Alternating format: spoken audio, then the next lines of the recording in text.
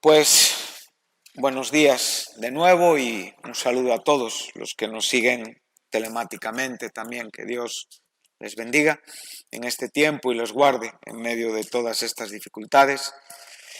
Vamos a regresar al contexto que está siendo objeto de nuestro estudio y vamos a seguir estudiando esta flor de harina con todos sus componentes, con todos sus ingredientes y con todos sus significados tan importantes y de tanto valor instructivo y espiritual a nuestra vida. Vamos a hablar de la miel. Hemos estado hablando el último día de la levadura, primer ingrediente prohibido en la ofrenda, y hoy hablaremos del segundo ingrediente prohibido en la ofrenda. Ya hemos avanzado mucho, hemos podido ver a Jesús en esa ofrenda, hemos podido ver los elementos que forman parte de la forma hablada, presentada y exigida por Dios. Hemos visto el aceite en sus dos formas, concebido y amasado, ungido. Hemos podido ver el incienso, hemos podido ver la sal con todo el poder de su importancia. Y ya hemos llegado a los ingredientes que estaban excluidos, ¿no? El primero que vimos fue el domingo pasado, la levadura, la cual no tenemos mucha dificultad de comprender o verle su simbolismo malo, ¿no? Casi siempre, salvando algunos textos que pueden tener cierta ambigüedad o cierta dificultad interpretativa, en su gran mayoría la levadura era excluida y siempre es un tipo, un símbolo, siempre significa aquello que es malo, ¿no? Entonces ahora vamos a hablar de la miel. Bueno, la miel suena un poquito diferente. Aquí ya estamos posiblemente ante un desafío, ¿no? Creo que los versículos que vamos a abordar, o sencillamente el concepto, ¿no?, tal y como hasta donde yo puedo presentarlo y después en tu propia responsabilidad o diligencia de seguir un poco la pista, seguir persiguiendo sus significados y por supuesto seguir aprendiendo en lo personal. Con el asunto de la miel nos encontramos un poquito divididos, ¿verdad? Porque la miel, como el propio ingrediente que es dulce, ¿sí? O sea, su significado en el sentido superficial, su apreciación superficial es agradable. Y en algunos casos la miel, evidentemente, también es buena. Y bíblicamente está presentada como un elemento, como un alimento de valor nutritivo con ciertas connotaciones que espiritualmente significan que da fuerza, que da poder, ¿no?, en momentos de dificultad o de decaimiento. Es importante ver que la miel es un concepto puramente vetotestamentario, o sea, no tenemos mucho de la miel en el Nuevo Testamento. Tenemos solamente aquello que nosotros interpretamos en el propio sacrificio que estamos estudiando y con el propio significado que la miel tiene por ser excluida, porque si no fuera excluida no podríamos interpretar lo que estamos interpretando. Entonces podemos ver que en su exclusión Dios tiene que ver algún elemento malo en ella, en cuanto a lo que tiene que ver con esta ofrenda. Entonces nosotros podemos ver, por ejemplo, en el Nuevo Testamento, nos encontramos a un Juan Bautista, el precursor de Jesucristo. Su dieta la fundamentaba en miel y langostas, ¿sí? O sea, la miel en este caso, para este hombre, era buena. El propio libro de Apocalipsis nos enseña algo que en su sentido profético y simbólico, donde podemos ver que la propia palabra viene a ser experimentada exactamente igual que los profetas en el Antiguo Testamento. Por ejemplo, Ezequiel, cuando comían la palabra, cuando trataban de comprender, de asimilar, de recibir aquello que Dios les estaba dando a través del rollito, a través del libro, encontraban que primeramente era amarga y después era miel, o viceversa. Entonces podemos ver que esta idea en el sentido profético la encontramos tanto en el Antiguo Testamento como al final de la Biblia, con todo el significado profético que ella tiene. También vemos que la miel es maravillosa porque la tierra que Dios prometió a Israel era una tierra de la que fluía leche y miel. En esto no podemos tener ningún argumento negativo hacia la miel, ¿no? Y eso lo tenemos constantemente en el Pentateuco.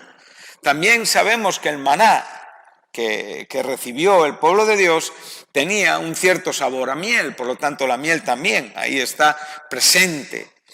Sabemos el gran desafío por parte del hijo de Saúl, Jonathan, ¿verdad? Cuando su propio padre ordenó, declaró un edicto donde realmente no se podía comer nada y el pueblo desfallecía en la propia batalla y entraron en un bosque donde vieron miel a sus pies y según se adentraron vieron mucha más miel de la cual el propio Jonathan tomó.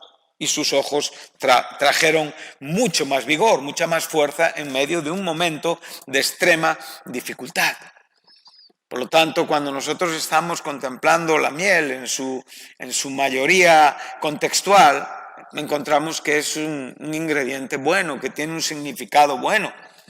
Entonces, en ese sentido también la tenemos que comprender, ya que nosotros lo tenemos que ver relacionado con nosotros mismos. En la ofrenda se excluyó la miel. ¿Y la ofrenda quién es? O sea, la harina ¿qué representa? Es a Cristo, ¿no? Entonces ahí se excluye la miel. Por lo tanto, eso ya nos tiene que dar una idea significativa de lo que realmente Cristo era en relación con lo que la miel significa. Y por lo tanto, de esto nosotros también nos tenemos que guardar en nuestras propias vivencias, en nuestra propia vida y en nuestras propias relaciones espirituales. Por ejemplo, hay un proverbio que es bastante significativo, entre todo, ¿no? Lo que yo pude ver, también tendríamos que mencionar la propia miel que salía de la peña. Todo esto es bueno, pero por ejemplo, cuando lees el proverbio 5, en el verso 3, te dice que los labios de la mujer extraña destilan miel. Esto ya no es un argumento bueno, ¿verdad? O sea, es un argumento engañoso. O sea, en apariencia, los labios de la mujer extraña son atrayentes. ¿Son atrayentes por qué? Por la propia miel que destilan. Aquí estamos, evidentemente, ante una metáfora, ¿no? Y esta metáfora nos está diciendo que esa miel que nosotros podemos apreciar, ¿sí?, en la mujer extraña, o sea, la mujer extraña es aquella que no es tu mujer, es aquella con la que no puedes tener una relación si no estás casado. O sea, todo lo que te lleve a una fornicación o adulterio son labios de mujer extraña. Aparentemente destilan miel, pero nos enseña que el fin de la experiencia es doloroso y angustioso. Entonces aquí la miel ya nos está dando ya otra idea, ¿verdad? Y ya se está metafóricamente comparando con aquello que es malo en sí mismo, aunque en apariencia es bueno. Entonces aquí ya vamos tomando un poquito de camino hacia el propio significado. El proverbio 25, que lo hemos citado ya varias veces en el camino que llevamos recorrido, en el verso 16 y 27, y yo me voy a quedar con el verso 27, aunque el 16 también me es importante, como el texto que he visto más adecuado a lo que queremos enseñar acerca del significado de la miel en este sacrificio de Levítico. Como hemos visto, en el texto que estamos estudiando, la miel es excluida, tanto la miel como la levadura. Levítico 2, versículo 11. Entonces dice ahora el verso 16. Bien, sencillo. Los proverbios siempre tienen un poquito de dificultad a la hora de explicarlos expositivamente porque a veces van saltando en diferentes situaciones proverbiales aplicadas a la propia vida, pero es escritura inspirada y por supuesto tiene su significado espiritual y siempre lo debemos de ver como tal, ¿no? Dice así: hallaste miel, come lo que te basta. Aquí ya vemos que que en cierta manera el consejo que nos está dando el proverbista es que si hemos hallado algo agradable, ¿sí?, que en cierta manera seamos equilibrados a la hora de relacionarnos con esto que nos es agradable. Entonces aquí tenemos muchas cosas, ¿verdad? Hay muchas cosas agradables en la vida. El enamoramiento es agradable. Cuando descubrimos a este muchacho o a esta muchacha que despierta amor, interés en nuestro corazón, nos encontramos ante un panal de miel que destila miel por todos los lados. Entonces abrimos Cantares y decimos, los labios de mi amado son como la miel, ¿verdad? Y es bíblico. Pero la Biblia te enseña que si hallas miel, toma lo que te basta. Esto afecta a todas las relaciones en la vida. O sea, la miel viene, siendo abusada, viene a afectar a tu relación con Dios. Y lo que es más importante es que tú estás disfrutando de algo que está mermando y menguando tu relación con Dios. ¿Por qué? Sencillamente porque estás abusando de la miel. Te gusta tanto, ha despertado en ti tanto interés, te sientes tan bendecido cuando la estás oliendo, cuando la estás sintiendo, cuando la estás saboreando, empiezas a darte cuenta que no hay nada mejor que esto. Y una vez que esto se saborea, evidentemente se busca repetir la experiencia, porque a todo el mundo le gusta lo agradable. No nos conformamos, evidentemente, a tomar un día algo sabroso y no volverlo a tomar más. Casi siempre ese algo sabroso lo repetimos porque lo consideramos algo que nos da momentos de bienestar, momentos de gozo, momentos de placer en la vida, lo cual a veces son perfectamente lícitos, correctos, y los cristianos deben de tener estos momentos cuando hayan la miel. Pero recuerda que debemos de comer lo que nos basta. No debemos de comer más miel de la cuenta porque va a hastiarte, va a hartarte y la vas a vomitar. O sea, va a producir en ti un efecto totalmente contradictorio. Y no porque la miel, en cierta manera, que estás hallando sea mala, sino por tu abuso de la experiencia. Esto es un asunto importante del que estamos hablando. Porque aquí ya estamos empezando a tocar el significado de la miel en el contexto de Levítico 2. Estamos un poquito separados del significado, pero para nada lejos. Perfectamente nos es útil y nos vale en el sermón que estamos escuchando esta mañana.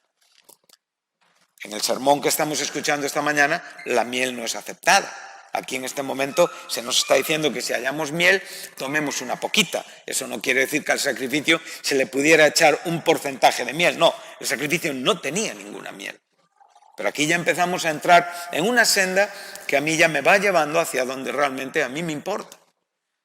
¿Por qué? Porque cuando nosotros descuidamos o cuando nosotros equivocamos o realmente no ponemos atención en la potencia de nuestros afectos humanos, entonces la contradicción espiritual en nuestra vida es una realidad. Y esto es lo que Jesús nos va a enseñar en el propio cumplimiento de esta ofrenda. Y esto es lo que los apóstoles nos van a enseñar. Y esto es lo que los cristianos nos deben de enseñar. Y esto es una verdad bíblica de gran importancia y de gran valor en la iglesia. O sea, cuando tú estás abusando de la miel que tanto te gusta, lo que estás buscando es proporcionarte a ti mismo gusto. Y eso está más cerca del narcisismo, de la egolatría, ¿sí? Yo tengo una nieta que tú le enseñas fotos de cualquiera y no cambia su cara. En el momento que ves su cara en una foto, es lo único que quiere ver. Eso es narcisismo puro. Así somos los seres humanos. Estamos enamorados de nosotros mismos, aunque muchas veces decimos, no, yo aborrezco mi carne. Eso no es verdad. Nadie aborreció su carne jamás. Dice así la palabra de Dios en la propia relación y vínculo matrimonial. En cuanto a cómo tú tratas a tu mujer, debe de ser como tú te tratarías a ti mismo, porque nadie aborreció su carne jamás. Amén. Estamos hablando de la Biblia. Es importante lo que la Biblia dice. Entonces, en este tipo de situaciones, las personas empiezan a tener como una pequeña borracherita de placer y cuando quieren darse cuenta están vomitando la miel, porque han tomado más de lo que es justo. Nadie nos lo dijo, o si nos lo dijo no le hicimos caso, o nos hemos encontrado con aquellas personas que realmente nos favorecen todo y que, en cierta manera, por el propio cariño, tienen una dificultad de equilibrar aquello que es adecuado y equilibrado en cuanto a lo que tú buscas. Cuando a ti te quitan la miel que te gusta, te enfadas literalmente, porque estás disfrutando. Entonces dices, ¿y esto es cristianismo? Pues si esto es cristianismo yo prefiero otra vida, porque la miel me gusta. Amén. Verso 27, que ya nos introduce al posiblemente más claramente,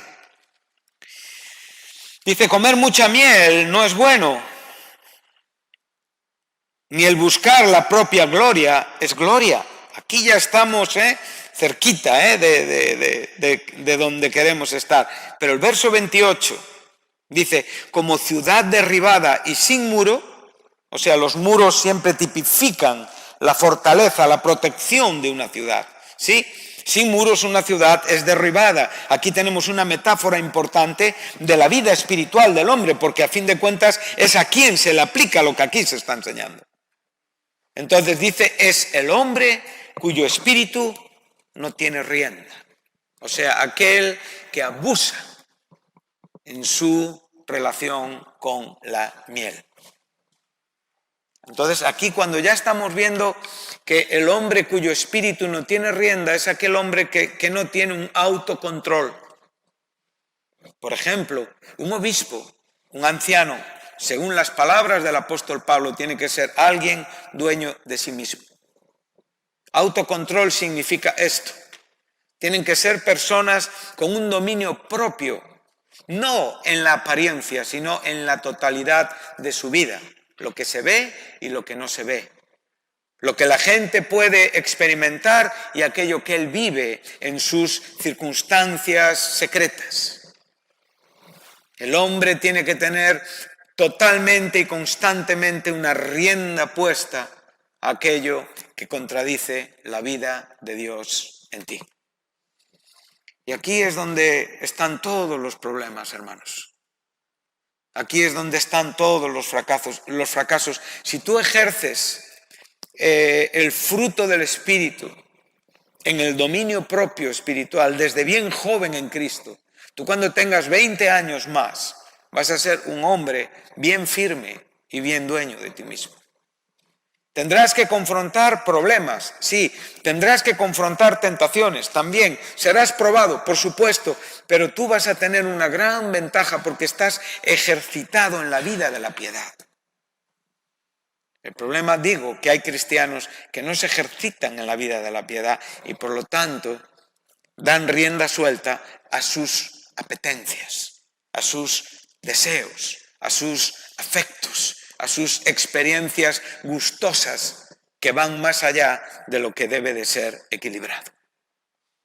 Entonces, reflexionando sobre esto, cada uno tiene que poner un ojo en su propia vida, ¿verdad? Y cada uno tiene que entender lo que la miel representa y significa en este sacrificio donde es excluida por completo y donde yo escribía esta mañana claramente la miel es símbolo de lo que en apariencia es dulce y atractivo, al contrario que la levadura, pero ambas son excluidas. La miel es símbolo de lo que en apariencia es dulce y atractivo. En el primer libro de Samuel, ahora estaremos en 1, 2, 3, 4 contextos. El primero es del Antiguo Testamento, Iremos rápido. Primer libro de Samuel viene después del libro de Jueces, el fin del periodo de los jueces y el comienzo de la primera monarquía unida de Israel en Saúl. Capítulo 15.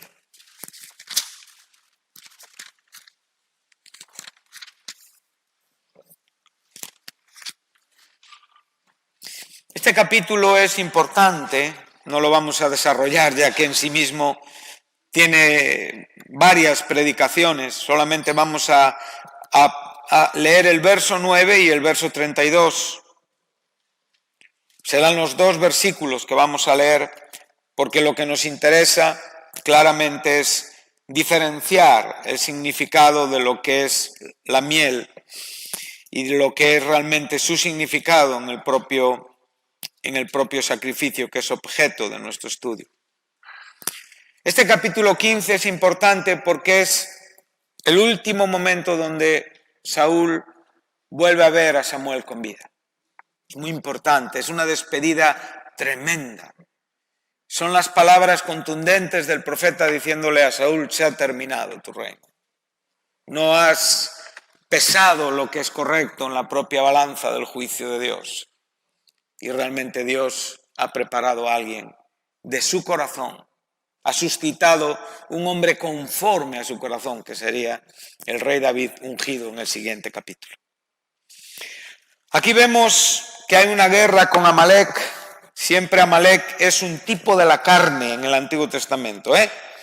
O sea, Amalek es donde veas Amalek, ahí simboliza la carne. Recuerda que cuando pasaron el Mar Rojo y ya entraron en la nueva etapa, la primera guerra que tuvo el pueblo de Israel fue con los amalecitas. Están ahí, son siempre la carne oponiéndose al espíritu. Dice así, verso 7, y Saúl derrotó a los amalecitas desde Ávila hasta llegar a Shur, que está al oriente de Egipto. Y tomó vivo a Agag, rey de Amalek, pero a todo el pueblo mató a filo de espada. Y Saúl y el pueblo perdonaron a Agag y a lo mejor de las ovejas, del ganado mayor, de los animales engordados, de los carneros y de todo lo bueno. Y no lo quisieron destruir. Esta es la parte que ahora me interesa. Esta parte, mas todo lo que era vil y despreciable, lo destruyeron. Curioso, ¿verdad? Claramente hay un mandato. La cruz no da vida nunca al pecado. De esto estamos hablando.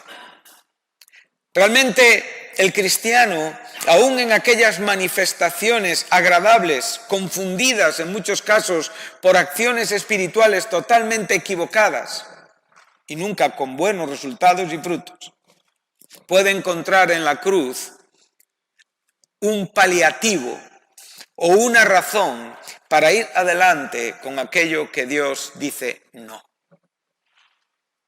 Cuando Cristo murió al pecado una vez y para siempre. Y cuando nosotros fuimos a la cruz, morimos con Él. No hay otra interpretación, como concluiremos en esta mañana.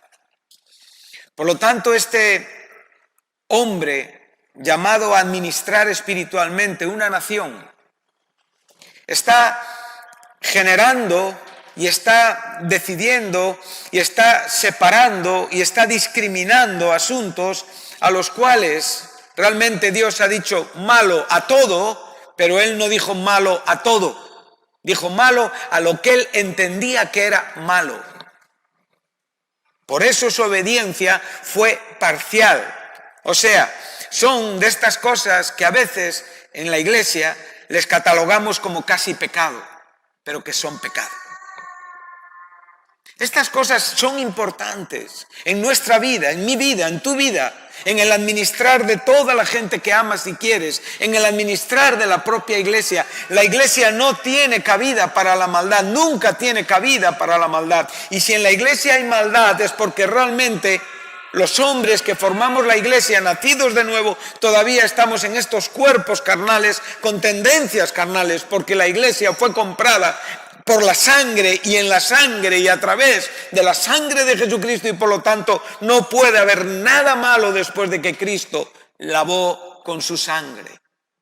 Cuando nosotros podemos equilibrar esta verdad y darnos cuenta de esta maravillosa grandeza y comparativamente ver aquellas formas ruines de nuestra vida, no nos puede gustar la miel en esta manera. Porque empieza a haber una rienda puesta en mi vida, equilibrada, espiritual, entendida. No soy perfecto, lo sabemos. No tengo un desarrollo perfecto, lo sabemos. Pero tú tienes que saber si eres un hombre con riendas en tu vida. Y si no las tienes, habrá disgustos. Hombre o mujer, entendemos el término, ¿vale? Tenemos que ser personas con riendas espirituales en nuestra vida. Saúl era un hombre que en apariencia tenía mucha fortaleza y autoridad. Tú nunca pensarías de Saúl que es un blandengue. Tú nunca pretenderías abusar del buen carácter de Saúl porque no lo tenía. Saúl era un hombre implacable. Era un hombre únicamente decidido a ser lo que él quería ser. Se amaba a sí mismo. Y no le importaba ni el pueblo, ni le importaba el ministerio, ni le importaba absolutamente nada, aun cuando su comienzo, como hemos dicho muchas veces, fue espiritual y ungido por Dios. Hasta le pudimos ver profetizando, ¿verdad? Si tú no disciernes esta actitud, primeramente en tu vida, cuando digo en tu vida, estoy hablando de mi vida, si yo no discierno, entonces si no discernimos, hablando en la primera persona del plural, podemos fallar y podemos encontrarnos que un texto que cuántas veces hemos hablado a otros, que cuántas veces lo hemos leído, que lo sabemos ya casi de memoria. Saúl desobedeció y fue desechado, se complace Dios en los sacrificios, aunque se obedezcan. Todo esto lo sabemos de memoria. Pero eso no significa que nosotros no podamos equivocarnos como él. Él claramente destruyó lo que a sus ojos era vil y despreciable. A sus ojos, no a los ojos de Dios. Muchas veces, cuando hablamos los cristianos, muchas veces la juventud, siempre ahora me refiero mucho a la juventud, porque creo que son una parte muy importante de nuestra iglesia. Les oyes decir esta palabra, padres han escuchado decir muchas veces a sus hijos, hombre, yo no veo que esté tan mal. ¿Nunca has escuchado esto? Si lo piensas bien, no es para tanto. Esto no necesariamente tiene que ser malo. Si el asunto no es que algo sea malo, el asunto es la administración que tú tienes de esto en tu corazón. Un noviazgo no es malo y muchas cosas no son malas en sí mismos, pero pueden convertirse en malas cuando realmente tú no administras con rienda tu espíritu. Entonces, lo bueno viene a ser malo. En cierta manera, lo que nos enseña Saúl es que él acertó en un 95%, pero falló en un 5% suficiente para desobedecer a Dios. Dios no nos llama a obedecer en un 95%. Claramente, si tú observas, cuando Samuel llega, él le va a decir con mucha claridad, ¿sabéis lo que le dijo? Yo he cumplido la palabra de Jehová. Y sabemos la historia, y el oído de las ovejas, y todas las cosas, y Samuel le dice, ¿pero qué has hecho? Pero este no es el tiempo para ahora, como digo, explicar un texto tan grande, porque ya lo sabemos. Párate sobre estas palabras, hermano, que es lo que a mí me importa. ¿En qué se equivocó Saúl? ¿En qué? En que realmente vio una totalidad en lo que mató, pero no mató la totalidad del pueblo de Amalek. Para él fue suficiente, para Dios no. Y aquí es donde tenemos la controversia. Aquí es donde está la miel. Podemos tener cierta perspicacia, podemos tener cierta sabiduría, en verdad podemos hasta mostrar que somos personas que entendemos muchas cosas, pero en el fondo hay un porcentaje muy pequeño que nos estamos obviando, aunque hay un porcentaje muy alto que claramente lo hemos destruido, excluido, y lo hemos visto como vil y menospreciable. Y aquí no vale decir que lo vil y lo menospreciable escogió Dios. Estos paralelismos no funcionan así en la Biblia. Sabemos perfectamente lo que dice Pablo y lo que dice aquí Samuel. Entonces, tú, en esta mañana mi pregunta es, ¿puedes detectar algún tipo de miel que Dios quiere excluir de tu vida pensando que has destruido todo y que no estás tomando nada absolutamente? Bueno, pues harías bien en tomar en serio la palabra, creo que es correcta, y en confrontarla con tu propia vida. Cuando el pecado está vivo, cuando el pecado actúa, cuando realmente las riendas no están sujetas, el sentido de supervivencia y de seguridad que todos los elementos que cotrabajan con el pecado, desde la propia carne, el pecado, el mundo, Satanás, están cómodos porque creen que en verdad no van a ser objeto de muerte. Pero cuando nosotros leemos la Biblia, es una contradicción, ¿sí o no? Satanás sabe perfectamente que ha sido derrotado. Satanás sabe perfectamente que le espera la muerte eterna. El mundo perfectamente, la Biblia nos dice que va a pasar y que no hay nada que vaya a quedar de todas estas cosas que a veces tanto apreciamos y valoramos y tanto nos gustan. De la carne no va a quedar absolutamente nada porque vamos a tener cuerpos glorificados, los cuales no tienen nada que ver con este cuerpo corrupto. Este cuerpo tiene que corromperse para dar vida a un nuevo cuerpo, que es claramente una verdad que se nos enseña en nuestro nuevo nacimiento. Nosotros somos nuevas criaturas de Dios. Lo que tú eres en Cristo Jesús es una nueva criatura. Amén. Y por lo tanto no tiene nada que ver con lo viejo. Has muerto y has vuelto, has nacido de nuevo. Esa misma manera va a pasar en la propia resurrección. Lo que se entierra es la corrupción y lo que va a resucitar es un cuerpo glorioso, exento totalmente de manifestaciones carnales. Entonces, si la muerte es extensa a todos estos conceptos de nuestra vida, ¿a qué parte de nuestra vida hoy no es extensa? Dime tú, ¿qué área de tu vida es la que tú puedes vivir dejando un 5% de disfrute y pensando que esto es correcto delante de Dios? Dime. Pon atención. Cuando llega Samuel, Samuel sabe perfectamente, entiende la palabra de Dios, comprende el significado. Y cuando llegas al versículo 32, dice, ahí seguimos viendo a nuestro rey constante, no hay un arrepentimiento en él sigue siendo quien es. Aun cuando tiene a un hombre de Dios diciéndole las cosas tan claras, él vivió y murió en esta manera. Pero ahora cuando llega Samuel, dice, traedme a Agag. Agag. Y Agag vino, ¿y cómo vino Agag?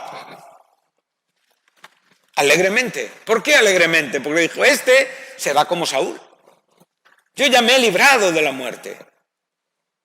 Realmente yo ya no voy a perecer aquí porque ya la autoridad de este pueblo me ha perdonado la vida. Claro, cuando nosotros vemos en el Antiguo Testamento todo este tipo de batallas, de muertes, de genocidios, de asesinatos, esta forma que en el Nuevo Testamento ya no aparece nunca vinculada con el cristianismo, porque sabemos que toda esta significación tiene una connotación espiritual en el Nuevo Testamento. Amén.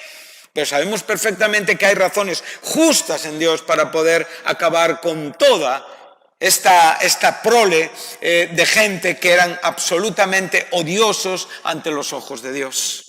Y Dios en su justicia actuó como actuó con aquellos hombres primeros de Génesis 6, así es constantemente. Y estamos ante temas muy delicados, temas que comprometen al cristianismo, temas que a veces los cristianos nos vemos sin recursos, temas donde somos atacados por el humanismo, donde nuestro Dios en el Antiguo Testamento es un genocida, es un asesino, tiene el mismo espíritu que Napoleón, que Franco, que Hitler. Esto lo tenemos que confrontar. Y lo tenemos que explicar con entendimiento y quedar en paz en nuestro corazón. Este hombre merecía morir. ¿Por qué? Porque Dios dijo que tenía que morir. Y este hombre viene contento, pero se encuentra con un hombre que no va a usar ni va a permitir que lo que es contradictorio a Dios exista y viva. Y con la misma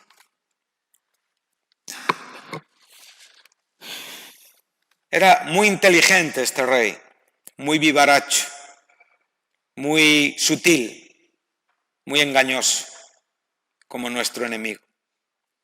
Ciertamente ya pasó la amargura de la muerte, y Samuel dijo: como tu espada dejó a las mujeres sin hijos, esto es poderoso, así tu madre será sin hijo entre las mujeres.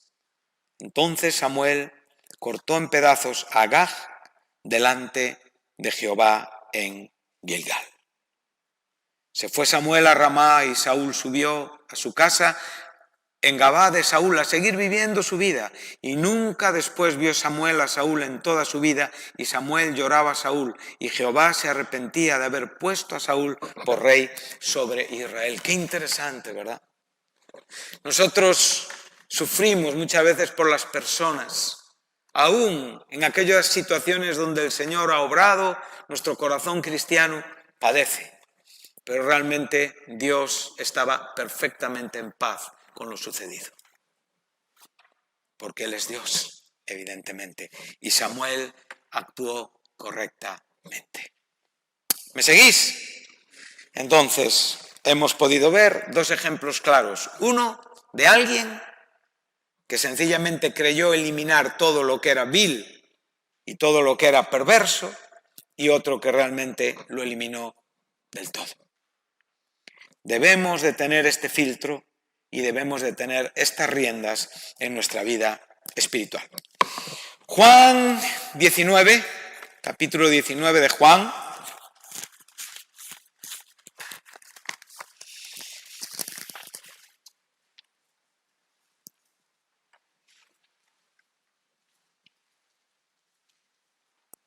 Qué bonito capítulo, no lo vamos, por supuesto, a leer entero. Nuestro texto es el verso 27.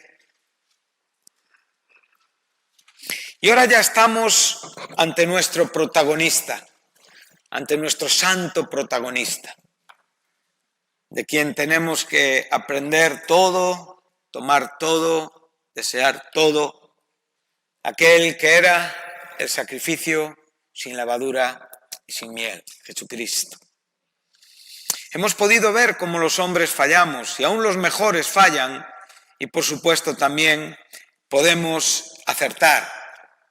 En la misma manera que Samuel aceptó, nosotros también podemos acertar.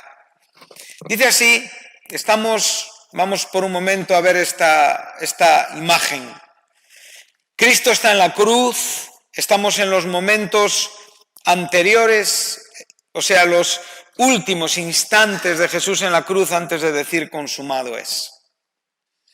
Nos dice el versículo 24 que dice: entonces los soldados dijeron entre sí: no la partamos, estamos hablando de la túnica sin costura del Señor Jesucristo, sino echemos suertes sobre ella, a ver de quién será. Podemos imaginarnos a nuestro Señor desnudo en la cruz, a los soldados que le habían despojado de esta túnica, y sin tratar de espiritualizar, porque sería un gran error. Evidentemente, aquí esta túnica de una sola pieza no está hablando de la iglesia, sencillamente era una túnica.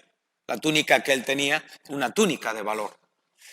Cuando se repartían los vestidos de los que eran condenados a muerte, no solamente es una práctica en los tiempos de Roma, todavía hoy es una práctica, son cosas que se hacen cuando alguien muere, ya no las va a necesitar y por lo tanto normalmente se dan a otros. Entonces esto fue lo que hicieron, repartir sus vestidos. Pero por otro lado, estamos ante un cumplimiento profético, que por supuesto estos soldados no tenían conciencia de ello. Pues sería una barbaridad decir lo contrario, ¿no? Por un lado estaban haciendo lo que normalmente hacían, pero por otro lado lo que normalmente hacían, porque allí se crucificaban a muchos cada día, pero el que estaban crucificando estaba cumpliendo escrituralmente mucha profecía del Antiguo Testamento. En esta manera también cumplió la profecía como la cumpliría posteriormente cuando dice tengo sed y le dan vinagre. Entonces estas cosas que estamos viendo aquí, estamos viendo una verdad perfecta, una profecía cumpliéndose perfectamente, ¿no? Entonces dice ahora que estos soldados, después de echar suertes para que se cumpliese la escritura, o sea, piensa lo paradójico. Cuando podemos ver a Pedro predicando después de Cristo resucitado, cómo les dice claramente que aunque ellos eran culpables tanto romanos como judíos de la crucifixión de Cristo, eso fue hecho según el consejo anticipado de Dios. Esto es lo que estamos viendo aquí, con total claridad, ¿sí? Entonces podemos ver la grandeza soberana de nuestro Señor, pero de nuestro Señor también en la cruz. Entonces dice que esta escritura se cumplió en el propio Salmo 22, repartieron entre sí mis vestidos y sobre mi ropa echaron suertes. Y así lo hicieron los soldados. Verso 25. Estaban, y aquí el verbo istemi estaban en pie. O habían estado, o sea, lo que tú aquí estás encontrando es que ahora las personas que se nos van a citar están contemplando todo lo que había sucedido desde que Cristo había sido levantado en alto en esa cruz. Tremendo lo que estamos viendo. Dice así, estaban junto a la cruz de Jesús, su madre, María, la hermana de su madre. Ahora aquí tenemos un lío. Sí, la hermana de su madre es Salomé, se está refiriendo a Salomé según Mateo 27:56, o sencillamente estamos hablando de María, mujer de Cleofás, madre de Santiago y de Judas, ¿sí? Entonces vemos que aquí habría 3 mujeres o 4 mujeres, y María Magdalena, aquella de quien realmente habían salido los demonios. ¿Cuántos discípulos estaban aquí? Solo Juan. Todos lo habían abandonado. Solamente Juan era el que estaba ahí, porque la propia historia nos lo cuenta, y él está aún hablando en una manera omitiendo su propio nombre, sabe que está hablando de sí mismo, ¿no? Ahora mi pregunta es, ¿cómo es que estas mujeres pudieron estar ahí, delante de la cruz, ante un crucificado que había sido realmente razón de detenimiento y posteriormente detenimientos y persecuciones? ¿Por qué ellas estaban ahí tan tranquilas? Podemos ver el riesgo, ¿verdad? El riesgo de estas mujeres identificándose con el Nazareno, identificándose con Cristo al precio de su propia vida. Porque realmente sabemos que esa persecución existía. Y si Pedro hubiera dicho yo soy amigo del Nazareno, hubiera ido a la cárcel exactamente igual que Jesús. Solamente la negación te salvaba de la cárcel. Curiosamente, estamos en tiempos donde tenemos que abrir un poquito nuestros ojos para que todas nuestras actitudes, para que todo aquello que realmente estemos decidiendo para poder vivir en esta etapa tan terrible de esta pandemia, realmente no esté lejos del corazón de nuestro Señor. Que no nos estemos protegiendo en una manera carnal. Que realmente no estemos arriesgando aquello que como cristianos debemos de arriesgar en beneficio de la propagación del Evangelio. Que no estemos contradiciendo los preceptos bíblicos sencillamente por miedo a Roma. Estas mujeres son muy valientes y estas mujeres están mostrando un equilibrio perfecto en su entendimiento que no tuvieron los discípulos de Jesús. Lo tuvieron posteriormente. Pero aquí solo Juan estaba. Era el discípulo amado. Juan sabía lo que representaba y significaba vivir con la cabeza recostada en el pecho de Jesús. Nosotros como Juan debemos de vivir recostados solamente en el pecho de Jesús, no en ningún otro pecho. Jesús es aquel que recepciona nuestra inquietud, nuestra debilidad, nuestra dificultad, para fortalecernos y potenciarnos a la hora de poder vivir con fe y con valentía delante de esta cruz, donde Roma exhibía todo su poderío en cuanto a lo que hacía a aquellos que contradecían al Imperio Romano. Ahí podemos ver a Roma, podemos ver la religión judía, podemos ver a todos los que participaron, pero por encima de todo podemos ver ¿a quién? A Jesús y a estas mujeres. Mira, cuando vio Jesús a su madre y al discípulo a quien él amaba, que estaba presente, entonces le dijo a su madre: mujer, he aquí tu hijo. Si tú te sales de la cruz para atender aquellas cosas que realmente te pesan en el corazón, no las atenderás bien. Jesús pudo estar en la cruz y dar un socorro espiritual a su madre. Vamos a ver el gran equilibrio que podemos ver ahora con el propio significado de la miel. ¿Sí? Jesucristo podía decir: en los negocios de mi Padre me es necesario estar. Y con la misma corregir a sus padres, o sencillamente desde la propia cruz dar socorro a su madre. Entendemos que para este tiempo José no estaría y María era una mujer que estaba sola, porque realmente Juan pasó a ser aquel que viviría con ella, porque dice que vino a su casa. ¿Dónde quieres encontrar refugio? ¿En qué tipo de miel?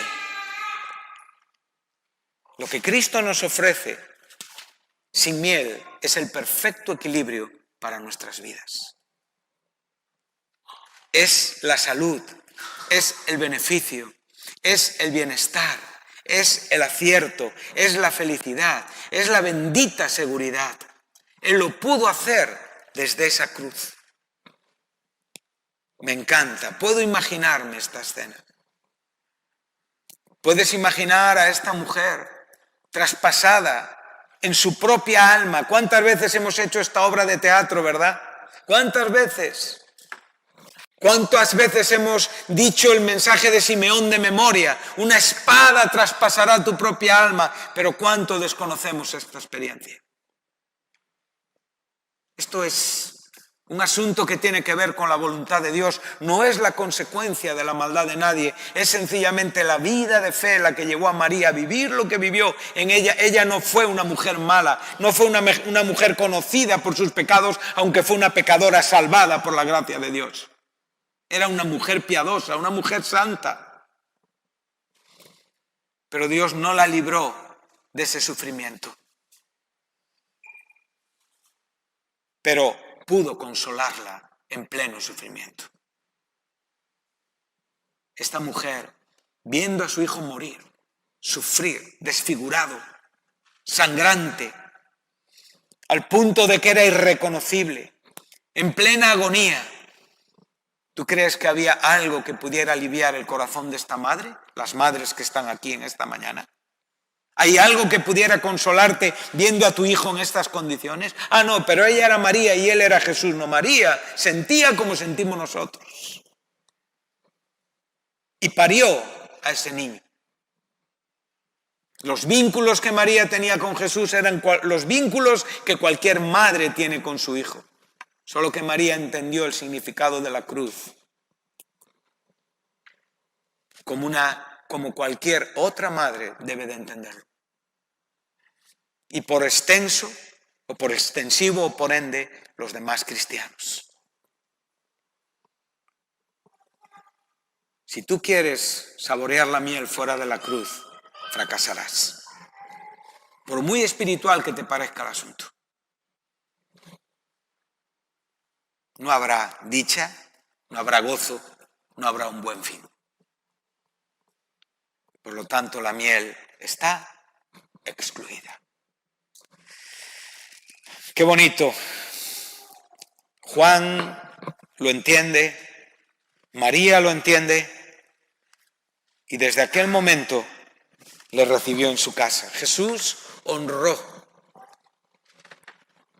a su madre. Cumplió el 5.º mandamiento.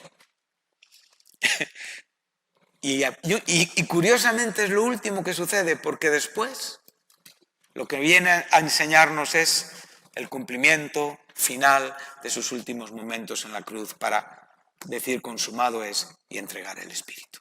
¿Qué fue lo último que hizo Jesús antes de beber la esponja mojada con el hisopo mojado en vinagre? Dejar a su madre atendida. Qué curioso, ¿eh? Qué bonito, qué cristiano. Marcos capítulo 3, versículo 31.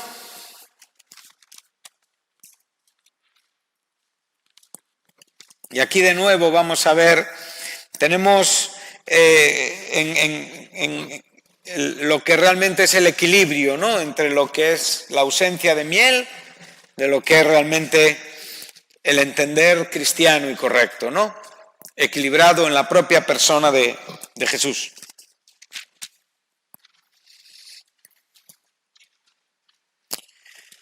Aquí tenemos una historia también bien conocida, pero que, como dije antes, no tan comprendida espiritualmente. Vemos que nuestro título o el contexto que tenemos ante nuestros ojos es la madre y los hermanos de Jesús. O sea, la madre y los medios hermanos de Jesús, hijos de José y de María, supuestamente. Entendemos que es así porque tenemos más textos de la Biblia que nos lo dicen. La Iglesia Católica enseña que eran primos o amigos, pero nosotros lo entendemos en otra manera, ¿eh? Dice, vienen después sus hermanos y su madre, y quedándose afuera enviaron a llamarle. Observa que aquí tenemos mucho que aprender, ¿eh? ¿Qué es lo inmediato? ¿Qué es lo anterior? En la historia que nos relata Marcos. Cristo acaba de confrontar nada más y nada menos que la calificación y la acusación realmente de que Él actúa bajo la influencia y el poder del demonio. Eso ha tenido que causar una tremenda tensión, una tremenda presión en la vida del creyente, en la propia vida de Jesucristo. ¿Tú cómo estarías después de tener una batalla de esta índole, de este alcance?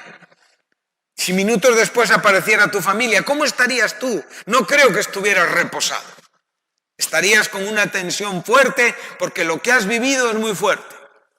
Sin embargo, nuestro Señor nos enseña el perfecto equilibrio de carácter en Él y la falta de equilibrio de carácter en su familia.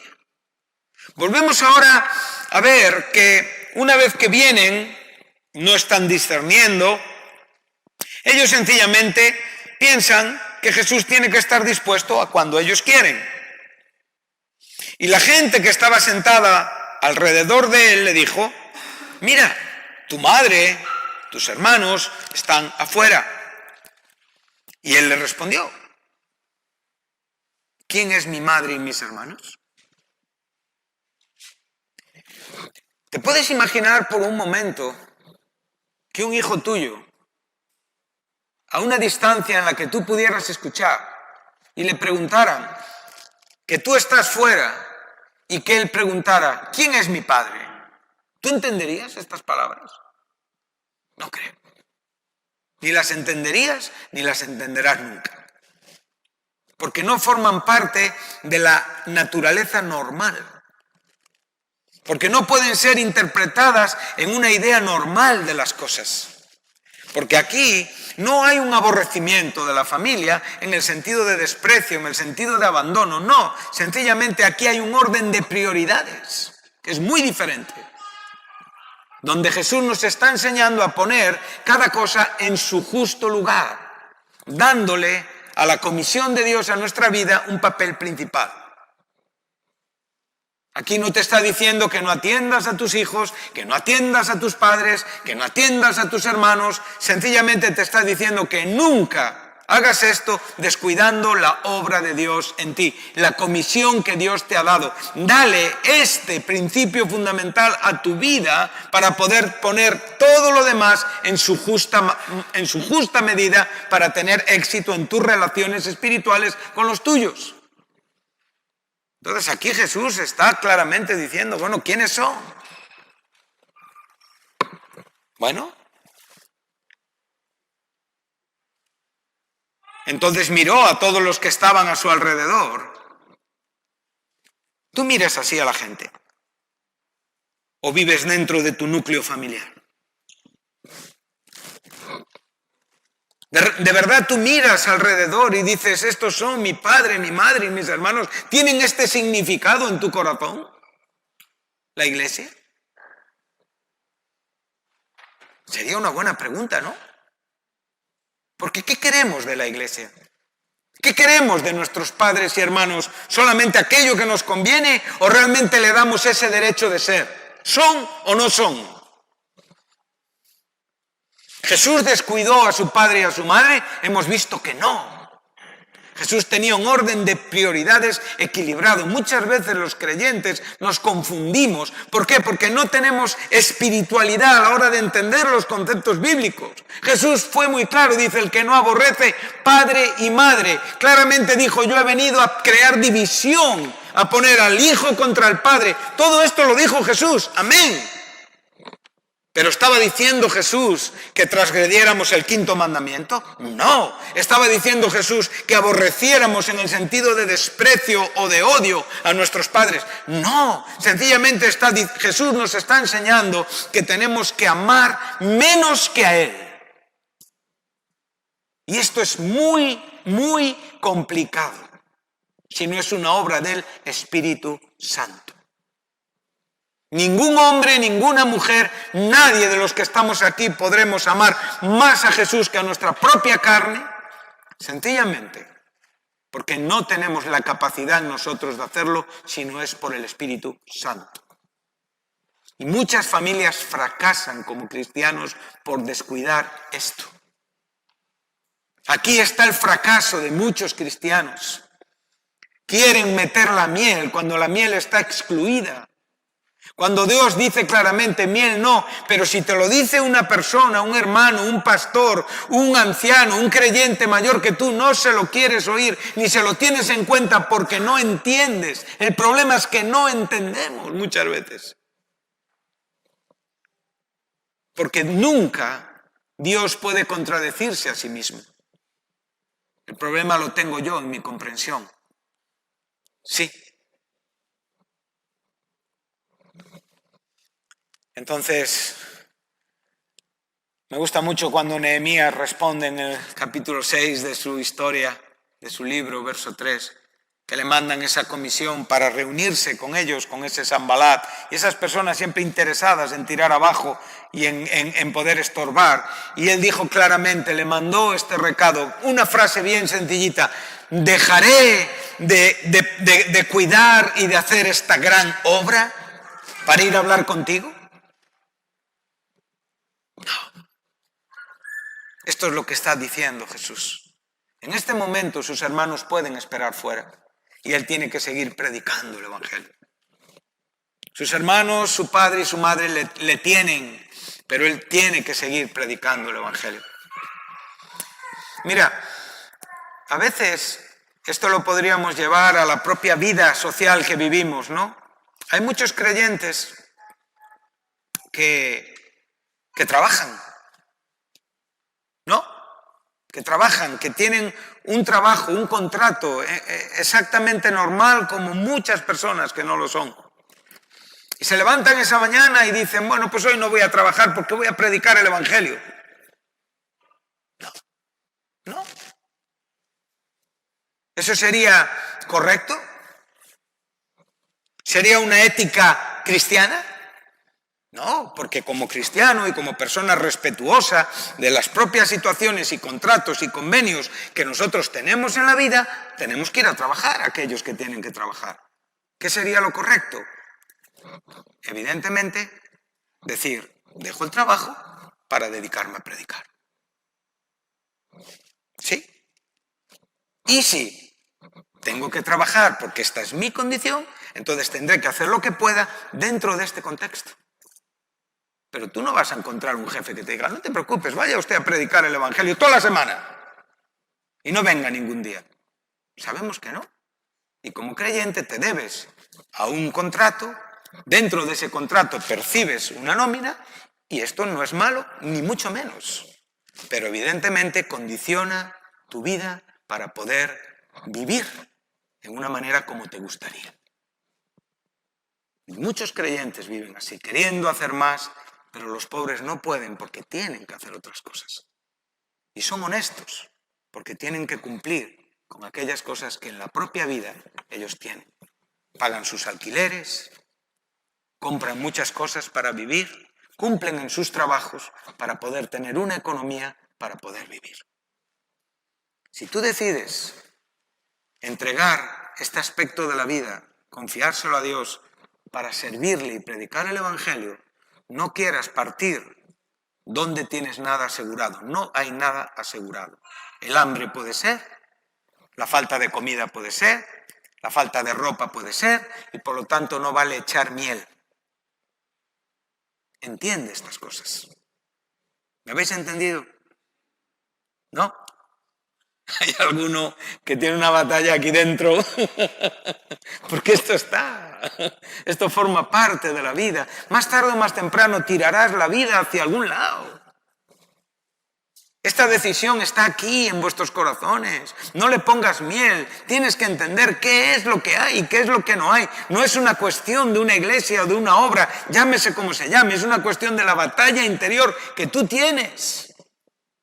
Decide aquello que creas conveniente y cúmplelo con Dios. Y vive una vida agradable a Dios. Pero no quieras llevar la miel contigo para apaciguar aquellas cosas que no hay manera de ponerlas juntas porque no forman un puzzle. Nada más, sé honesto, hermano, sé honesto.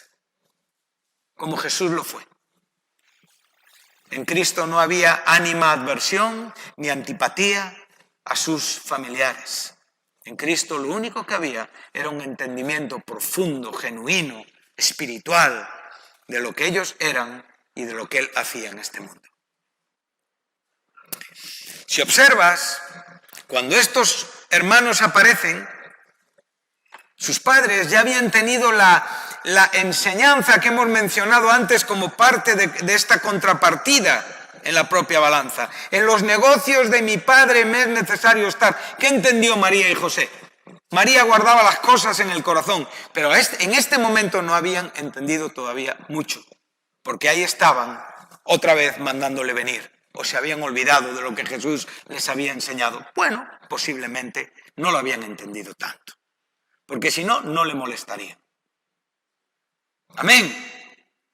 Entonces estas cosas para mí son tremendamente buenas, sencillas. Por favor, esto lo podemos comprender con un corazón limpio. No necesitamos una profunda teología, no necesitamos entender aspectos más complicados. Es una sencillez de la propia vida de cada uno para obtener éxito en nuestra vida espiritual y no estar jugando con la carne y trayendo miel donde la miel no tiene sitio.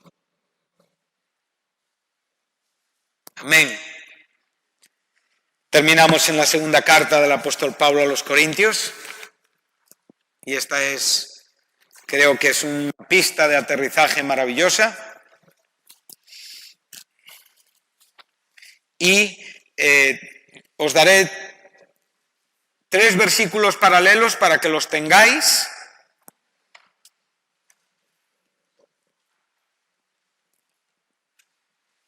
Y uno que vamos a leer. ¿Vale? 2 textos vamos a leer más. Para dar una explicación, creo que un poquito más clara a lo que el texto nos va a decir. Vamos al capítulo 5, verso 14. Otro texto muy conocido y también muy hablado y, bueno, como todos los que hemos leído, pero nos hemos dado cuenta que no siempre entendemos tanto las cosas como pensamos. Yo por lo menos.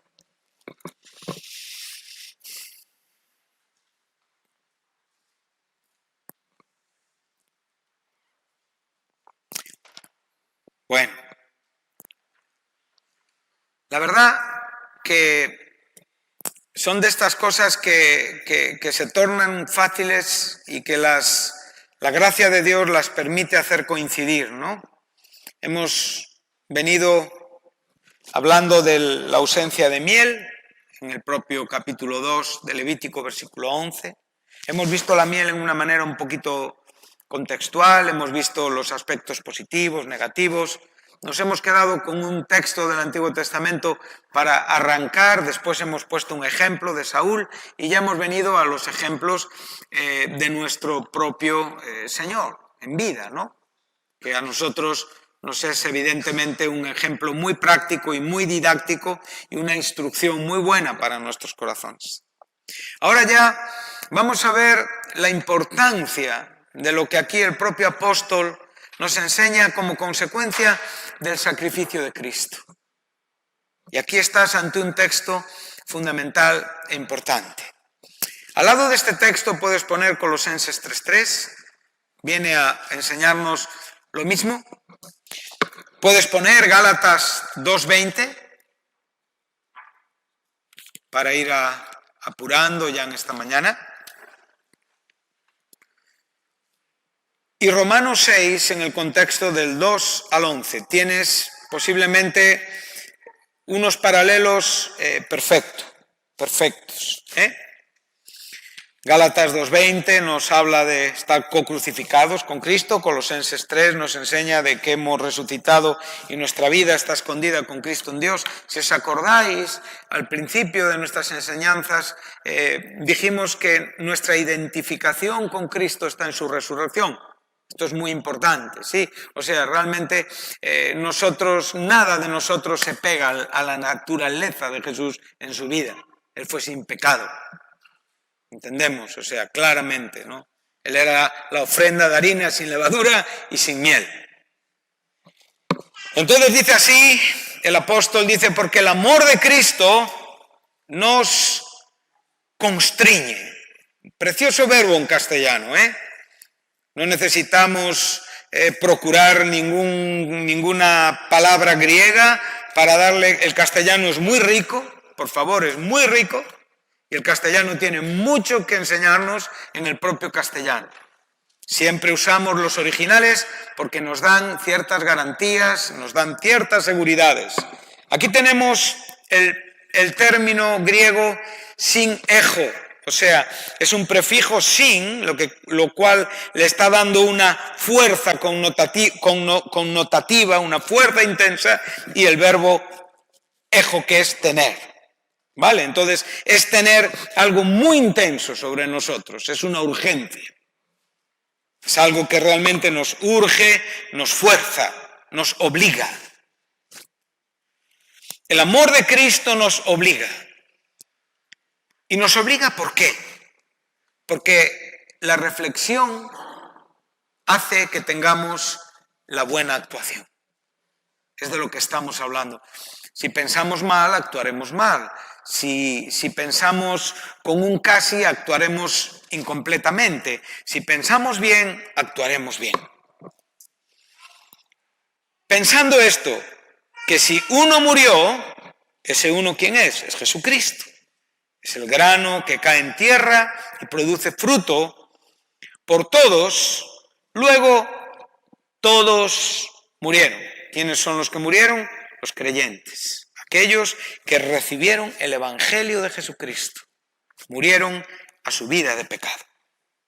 Y por todos murió para que los que viven, ya está hablando de la nueva vida, de la vida que hemos adquirido en la propia resurrección porque hemos muerto al pecado, ya no tienen una vida dirigida a ellos mismos, a sus propios intereses, a sus propias necesidades, a sus propios planteamientos de futuro, sino que tienen una vida que como consecuencia de esta verdad gloriosa y maravillosa de que hemos muerto con Cristo, que hemos sido sepultados por medio de esa simbología del propio bautismo, resucitando a una nueva existencia, entonces ya no vivimos para nosotros, sino que vivimos para aquel que no solamente murió por nosotros, sino resucitó por nosotros.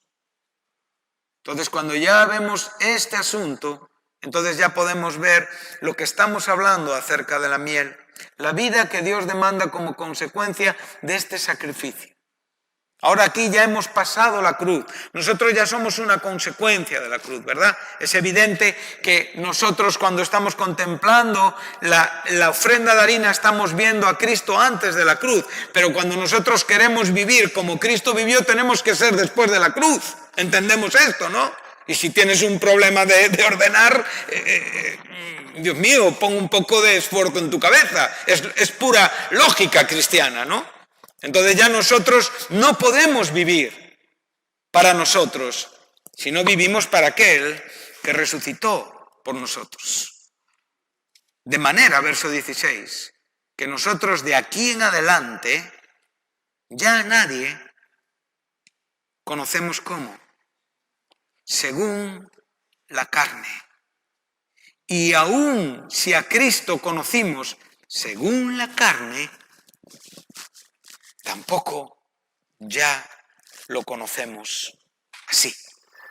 O sea, mi manera de relacionarme con otros, mi manera de conocer a otros, mi manera de identificar a otros, tiene que ser exactamente igual que identifico a Cristo. No puede haber diferencia entre Cristo y el fruto de Cristo. En naturaleza. Nosotros tenemos que tener la misma naturaleza que Dios nos otorgó en el nuevo nacimiento. Esto lo enseña con perfecta exactitud el apóstol Pedro. Amén.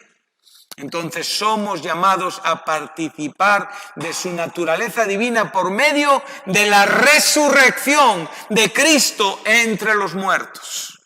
Entonces ya cuando yo vivo en este ámbito, ¿cómo te veo a ti? Ya no según la carne. ¿Cómo veo a mis hijos? ¿Cómo veo a mi marido? ¿Cómo veo a mi esposa? ¿Cómo veo a mi novia, a mi novio, a mis hermanos, a mis pastores, a los diáconos de mi iglesia, a cada siervo del Señor? Ya no lo veo según la carne. Tienes que entender que tus relaciones con tus hermanos tienen que ser con una rienda clara del Espíritu para evitar que la miel nos haga daño, porque la miel está totalmente excluida en la idea espiritual que Dios nos está enseñando en esta mañana. Y es un deber y es una responsabilidad de cada uno de nosotros. Y me atrevo a decir que todos nuestros fracasos, todos nuestros disgustos, todos nuestros sufrimientos y todas nuestras tristezas innecesarias es por traer miel donde la miel no tiene sitio. Ya no conocemos a nadie según la carne. Y si yo te amo mucho a ti y te veo como no tienes que andar, y te permito vivir así, entonces estoy relacionándome contigo según la carne. Y esto hay gente que no lo soporta. Que una persona venga a recordarle que es una nueva criatura en Cristo y que lo que hace no agrada a Dios.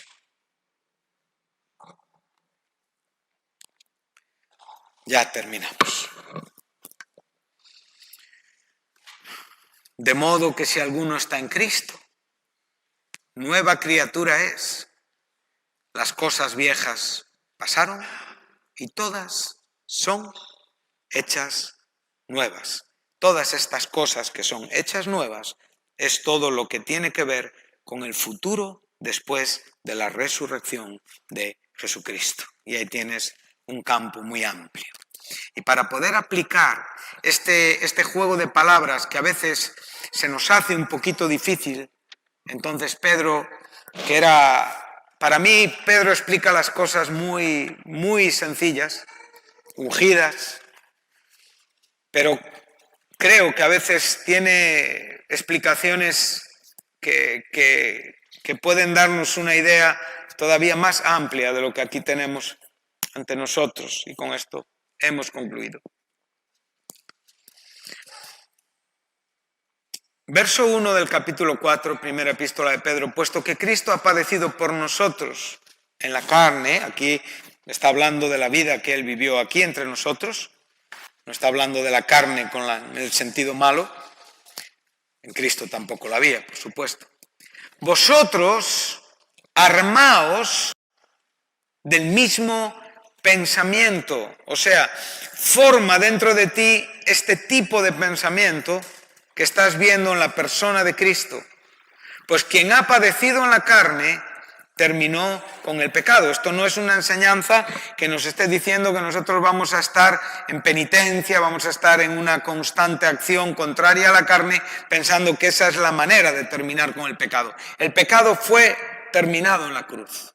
Y el pecador muere y nace en la cruz. Pero el pecador tiene una vida, y es de lo que aquí nos está hablando Pedro. Y esta vida tiene que ser una vida consecuente, equiparable, que esté a la altura de lo que significa haber padecido en la carne y acabado con el pecado. Este es de lo que estamos hablando. Para no vivir, verso 2, el tiempo que resta en la carne, o sea, hasta que te mueras, conforme a las concupiscencias de los hombres, sino conforme a la voluntad de Dios. Baste ya el tiempo pasado para haber hecho lo que agrada a los gentiles, andando en lascivias, concupiscencias, embriagueces, orgías, disipación, abominables idolatrías. A estos, a los gentiles, les parece cosa extraña que vosotros no corráis con ellos en el mismo desenfreno de disolución y os ultrajan. Vamos a dejar aquí porque el texto sigue, pero esta es nuestra gran batalla. El mundo,